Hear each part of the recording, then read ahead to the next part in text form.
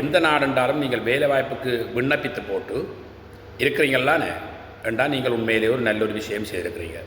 முதலாவது விஷயம். ரெண்டாவது, நீங்கள் மத்திய கிழக்கு நாடாக இருக்கலாம் அல்லது யூரோப் கண்ட்ரிஸாக இருக்கலாம். எந்த கண்ட்ரி என்றாலும் ஏஜென்சியிடம் நீங்கள் பணம் கொடுத்துருக்கிறீர்கள், அதற்குரிய டாக்குமெண்ட்ஸ் எல்லாம் கூட கையில் இருக்குது, நீங்கள் வெயிட் பண்ணி கொண்டிருக்கிறீர்கள்.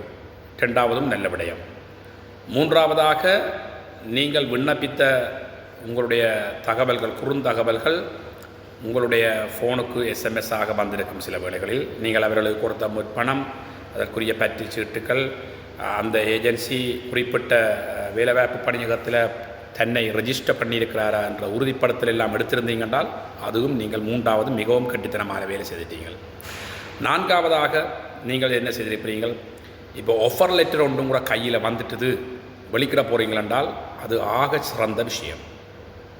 இது இவ்வளவு ப்ரொசீஜரும் நீங்கள் செய்யாமல் தயவு செய்து எந்த மிகப்பெரிய திக் ஃப்ரெண்ட்ஸாக இருந்தாலும் சரி, உறவினர்களாக இருந்தாலும் சரி, அது பிளட் ரிலேஷன்ஸாக இருந்தாலும் சரி, டிஸ்டன்ஸ் ரிலேஷன்ஸாக இருந்தாலும் சரி, யாராக இருந்தாலும், நெருங்கிய உறவினர்களோ யாராக இருந்தாலும் தயவு செய்து ஒரு ஆஃபர் லெட்டர் இல்லாமல், உறுதிப்பாடு ஒன்றும் இல்லாமல் நீங்கள் வந்தவுடனே இங்கே வேலை எடுக்கலாம் என்ற அந்த சொற்களை நம்பி தயவு செய்து நீங்கள் ஃப்ளைட்டில் கால் வைக்க வேண்டாம்.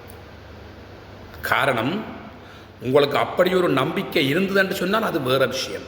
ஆனாலும் சம்டைம்ஸ் நான் ஏற்கனவே ஒரு வீடியோ பதிவு போட்டேன், மூடுன்றது எப்பொழுதும் எல்லாருக்கும் எந்த சந்தர்ப்பத்திலும் மாறலாம். அப்படி மாறிட்டேன்னு சொன்னால் நாளைக்கு அந்த உறவுகளுக்குள்ளே மிகவும் ஒரு மன சஞ்சலத்தை சந்திக்க வேண்டி வரும். தொடர்ச்சியாக வேலை எடுக்கும் வரையும் ஒரு ரூமுக்குள்ளே நீங்கள் இருக்கலாது. அவர்கள் தங்கள வேலையை போயிடுவாங்க. உங்களுடைய மூட் மாறிக்கொண்டிருக்கும். அங்கே உங்களோட வைஃப் பிள்ளைலண்டா அவங்க கோல் எடுப்பாங்க. 3 மாத கேப் 4 மாத கேப் போய்க்கலாம். அங்கால வருமான சிக்கல் ஒன்று இருக்கும்.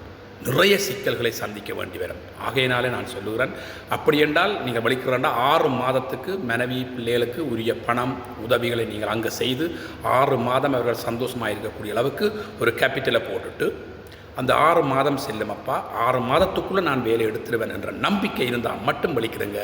இல்லாவிட்டால் தேவையில்லாத வேலை பார்க்க வேண்டாம். சரிதானே? நீங்கள் உங்களோட நாட்டிலே நீங்கள் இருந்து அதற்குரிய உறுதிப்பாடுகள் எடுத்தவுடன் வெளிக்கிடுங்கள். இது நான் சொல்கிற இந்த விடயம் உண்மையாகவே நல்லதாக இருந்தது என்று சொன்னால் இதை நீங்கள் ஃபாலோ பண்ணிக்கொள்ளுங்க. மீண்டும் நான் உங்களை ஒரு காணொலியில் சந்திக்கின்றேன். என்றும் நான் உங்கள் கூனா குமரேசன், அபி அனோ கேசன் யூடியூப் சேனலுக்கு ஊடாக சந்திக்கின்றேன். God bless you.